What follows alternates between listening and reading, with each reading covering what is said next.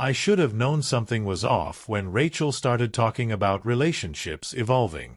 At first, it was subtle, little comments about how people change over time, how modern relationships shouldn't be so rigid, how we should never stop growing as individuals. I thought she was just being philosophical. Turns out, she was laying the groundwork. One night over dinner, she finally dropped it. "I've been thinking," she said, twirling her fork in her pasta. "Maybe we should try an open relationship." I almost laughed, waiting for her to say she was joking. But she wasn't. She was dead serious. I set my drink down. "An open relationship?" Rachel nodded like this was some deep, enlightened conversation and not the dumbest thing I'd heard all week. "I just feel like we've been together for so long, you know? And I love you. But I also think we should be open to new experiences before we settle down completely." There it was. Before we settle down. The unspoken message. I want to try other people but still want you waiting here when I'm done. I leaned back in my chair, watching her carefully. "So, you're saying you want to sleep with other people?" Rachel sighed like I was being immature. "It's not just about sex. It's about growth.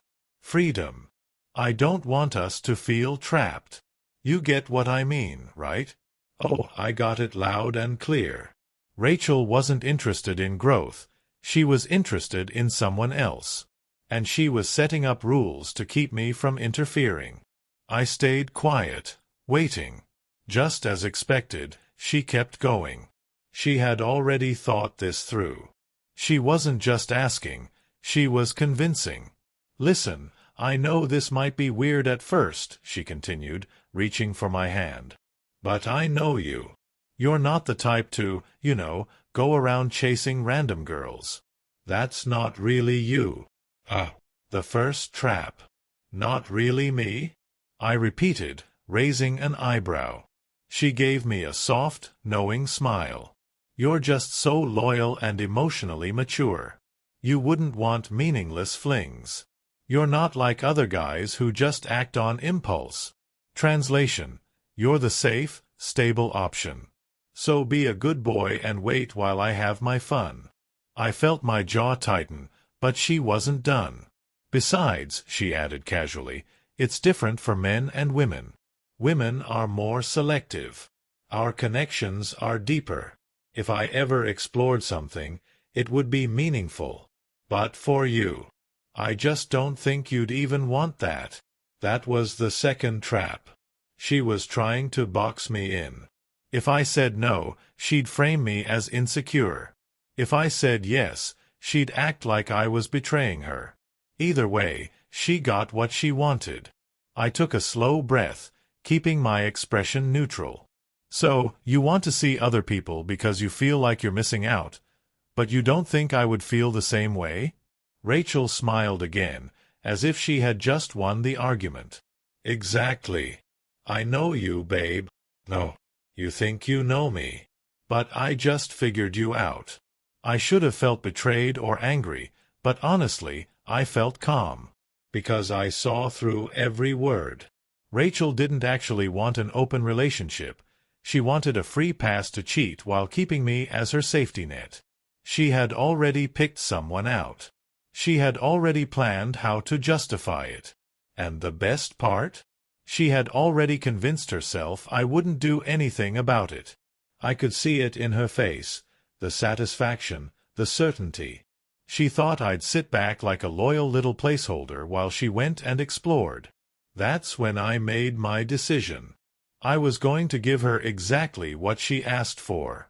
And she was going to regret every second of it. I didn't agree right away. If I had, Rachel would have gotten suspicious. She expected some pushback, some hurt feelings, some confusion. She had already planned how to guilt-trip me into accepting it. So I played the part. I leaned back in my chair, furrowing my brow like I was processing it all. Then, after a few moments, I let out a slow breath. "I don't know, R.A. This just doesn't feel right." She softened, reaching across the table to hold my hand.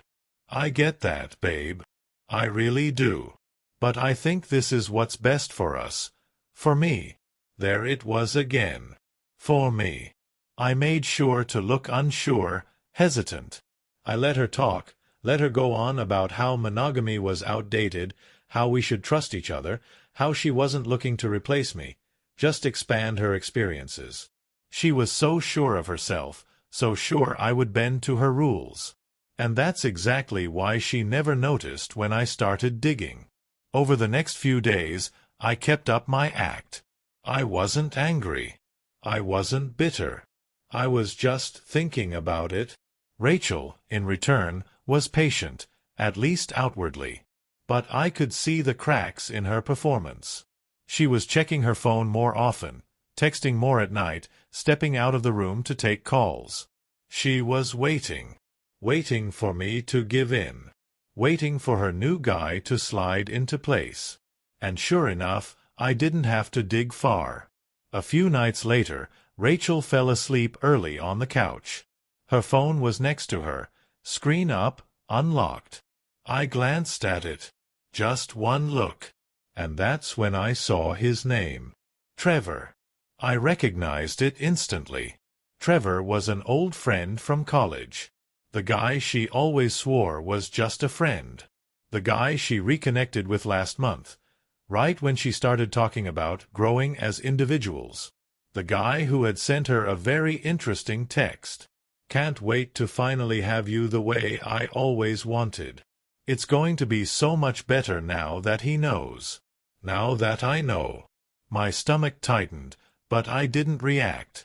Because in that moment, everything made sense. Rachel had never wanted an open relationship. She wanted me to accept her cheating as normal. And she thought she had me right where she wanted. She had no idea what was coming next. The next day, I sat Rachel down. I sighed, rubbed my temples, played the reluctant boyfriend. Then I finally said it. Okay. I'll try it. Her eyes lit up. She tried to hide it, but I saw the thrill, the sheer relief that I had finally caved. She kissed me, gushing about how mature I was being, how this would make us even stronger. She went on and on about boundaries, honesty, rules. And that night, she left to grab drinks with some friends. But I knew exactly who she was seeing. The best part? She thought I was sitting at home, loyal and waiting. That's when I made my move. I didn't just go after any random woman. That would have been too easy. I went for her best friend, Emily. Invited Emily out for a drink, saying there was something important we needed to talk about. She was intrigued, and one drink quickly turned into 2, then 3. I didn't even have to try. Emily had always seen Rachel as selfish and manipulative. So when I finally told her everything, the so-called open relationship Rachel had engineered as a way to justify her cheating, she was furious. And then she surprised me. She leaned in closer, her expression shifting from anger to something else entirely. You know, I've always wondered what it would be like to date someone who actually respects people. I smirked. Well, lucky for you, I'm single now. She laughed, and at that moment, I knew this wasn't just about revenge anymore. I was actually going to enjoy this. A few nights later, Rachel came home late, looking relaxed, smiling like she didn't have a care in the world. She kissed me on the cheek and casually asked, "How was your night?" I smirked. Oh, it was great. Just as she was about to walk into the bedroom, I added, "Emily says hi." Rachel froze mid-step. Slowly, she turned to face me. What? I shrugged, feigning nonchalance. Yeah, I was out with Emily tonight. We talked a lot, had some drinks, a great time. Her expression faltered, the easy confidence she'd been flaunting suddenly gone. I could practically see the gears turning in her head. This wasn't part of the plan. I wasn't supposed to actually do anything. I was supposed to sit at home and wait while she explored. And now, her best friend had just become her worst nightmare. From that night on, Rachel was different. She became more watchful, her once effortless confidence starting to crack. She asked more questions, casually probing to see if I was actually seeing someone or just trying to get under her skin. But she never outright confronted me because, in her mind, I was still her safety net. She had Trevor. She had her little side flings. She thought she had control. Until Emily made it public. It was a Saturday night. Emily and I were out for dinner, nothing extravagant, just food, drinks, and laughter. But Emily had a plan. As we sat there, she smirked and pulled out her phone. "Want to ruin Rachel's night?" she asked, eyes gleaming with mischief. I raised an eyebrow. "I'm listening." She grinned, leaned in close, and snapped a selfie of us, smiling, drinks in hand. Then, without hesitation, she posted it. The caption: "When your best friend fumbles a good one, and you don't mind catching him instead." I nearly choked on my drink. "Emily," I laughed, shaking my head. "You are evil." She took a slow sip of her cocktail. "Oh, babe, you haven't seen evil yet." Rachel saw it immediately. How do I know? Because less than 15 minutes later, my phone started blowing up. At first, it was just passive-aggressive texts. "Wow. Didn't think you'd stoop this low. So you were just waiting to sleep with my best friend? Unbelievable." When I didn't reply, the calls started. I ignored them. Then Emily's phone lit up. "Rachel." Emily smirked. "Want to answer?" I shook my head. Let her simmer. And simmer she did. Rachel couldn't handle the radio silence.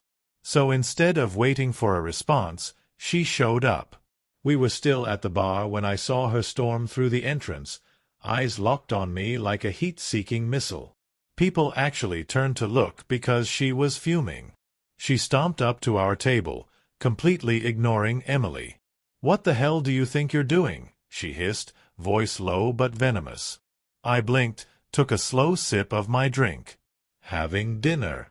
Her jaw clenched. "With her?" She gestured toward Emily like she was garbage. Emily, unfazed, just smirked. Rachel scoffed, voice rising. "Are you seriously sleeping with my best friend?" The bar had gone quiet. People were watching. Emily raised an eyebrow. "You mean the best friend you ignored for months while screwing Trevor?" Rachel flinched.